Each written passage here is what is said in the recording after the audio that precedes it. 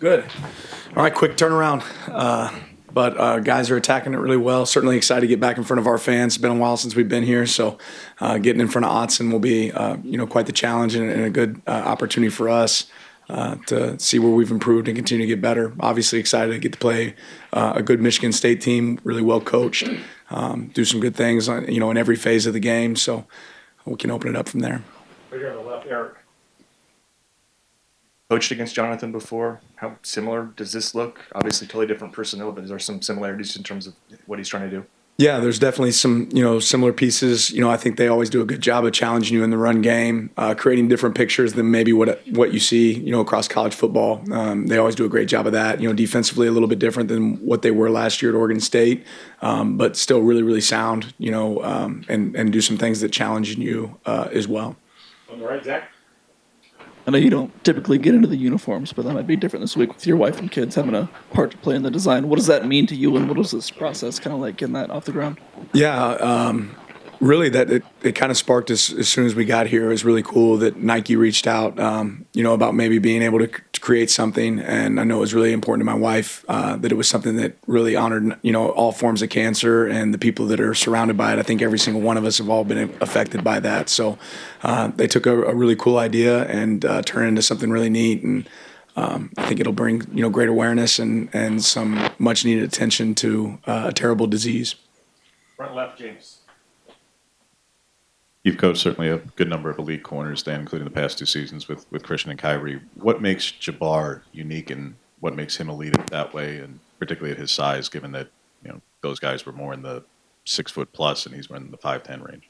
Yeah, I just think his knowledge of the game. One thing that really sticks out about Jabbar is he understands the strengths and weaknesses of each call and how he can play those calls differently. I don't know if I've ever been around a player that understands, how they can move themselves around to put themselves in position to make plays based on the coverage called, what the strengths or weaknesses of that coverage is, and Jabbar does a really good job of that.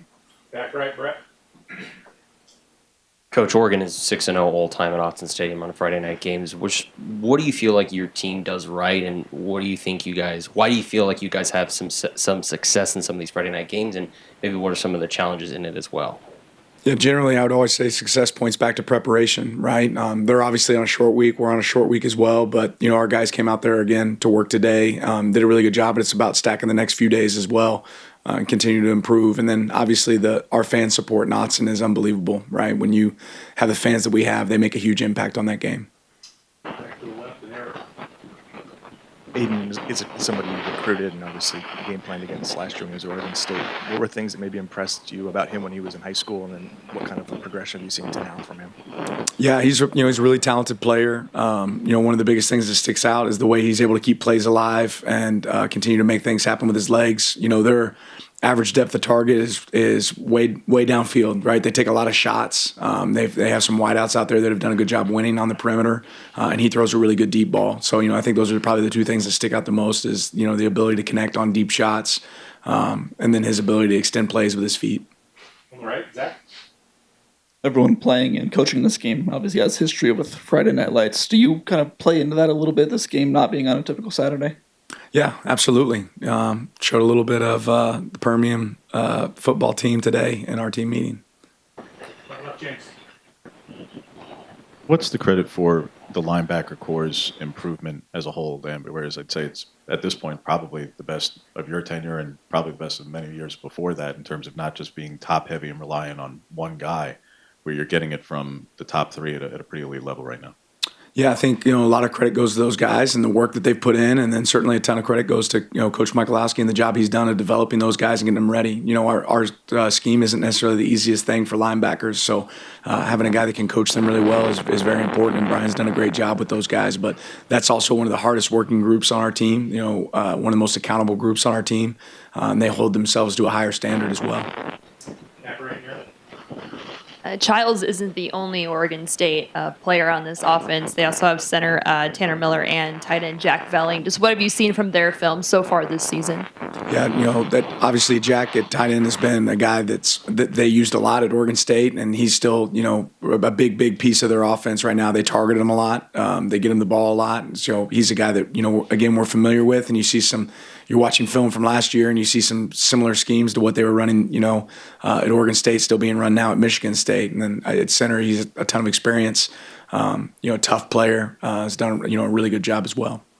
On the left, Eric. It seemed like this was maybe Poncho's best game playing center. I guess, did you feel similar, or I guess how did you assess his play, and is that where you anticipate him kind of being the rest of the year? Yeah, I thought he played really well. And I think there's several guys that had good games this game. But yeah, I thought Poncho played well, looked comfortable, and I think is that somewhere we'd love to be able to keep him? Yeah, but that's also dictated a little bit by how's the rest of the season go and what's it look like with other people positionally as well. Back left, Matt. Starting to see a little bit more of Kyler Casper and Justice Lowe. Just what's been their evaluation through 4 games, and what are you seeing out of them? Yeah, they're proven to be accountable. Trustworthy guys that do their job. Kyler's become a guy that has a role in the red area for us. Justice, every time we've called his number, he's gone out there and done really what he's supposed to do. And I think if you continue to grow, that you're going to continue to get opportunities. On the right, Zach. I know it's still early in the week, but do you have an outlook for Terrance for this week? Yeah, he practiced today. He'll be ready to roll.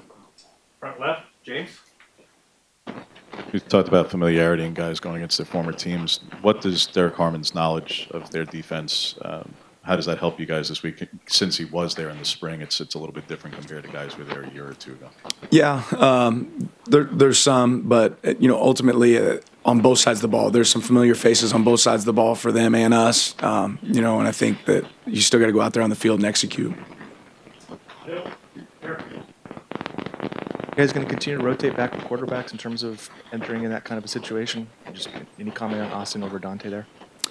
Yeah, no comment other than just continue to utilize our guys and we'll roll whoever we feel like we need to roll out there in those situations. Back left, Matt. How do you evaluate the success of just the overall run game at the running back position for you guys through 4 games? I'd say there's positives and negatives. I still think we're waiting to break some second level tackles. I think that's something that can show up that can create a little bit more, explosive nature in our run game. But I do think we're hitting holes in the right spots. I think it's something we got to continue to be able to lean on and make sure that we can improve, because when you become a team that can run the ball extremely well, it opens up everything else in your offense. Back right, Aaron. Be the first game, home game of the season now that class is in session. First, looking at the student section for Friday, what are your expectations just about the crowd and having the students back, but also the student athletes now being back in school, and advice that you've given them about now having to manage both being a student and an athlete? Well, that's the piece, right? We're all here as student athletes first, so and getting that degree is extremely important, and doing a great job in the classroom is really important. So we had a lot of conversations about that today. Different challenge to be able to do it kind of within season, but a lot of teams have been doing it for a lot longer in the season. So it certainly can be an advantage for us, but something to challenge us as well. And then I think our fans will be outstanding. They always are. Front left, James. What has Nico done to go from a rotational outside guy and a nickel guy for you last year to really kind of carving out that CB2 spot for you guys at this point, Dan? Yeah, I think he's just shown a level of consistency. He's done a really good job there. Him and Dante both are rolling quite a bit at corner, and they both earned those opportunities. Back left, Matt.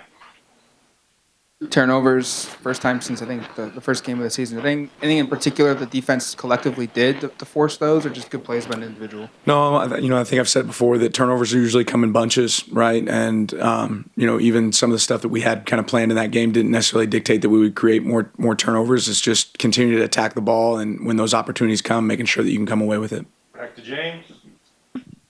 Starting to see more from Kenyon each week. At what point, if at all, does it get to a conversation of him getting more opportunities, not just in general, but even perhaps more opportunities than Pat? And I realize that Pat's excellence is also in the blocking capacity. But at what point do the rep counts perhaps flip, if at all? Yeah, every one of our tight ends bring a lot of different strengths. I love the way that we're utilizing Kenyon right now, but I also love the way that we're utilizing Pat and Terrance. And when you have multiple guys that can do multiple things, I think it's really important that you tap into those. It also makes it really hard for a defense to hone in on what a guy can do. Back right, Brett.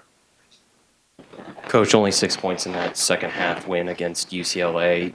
What do you really attribute maybe the second half offensive struggles to, and how did you kind of attack that in this first practice back on Monday?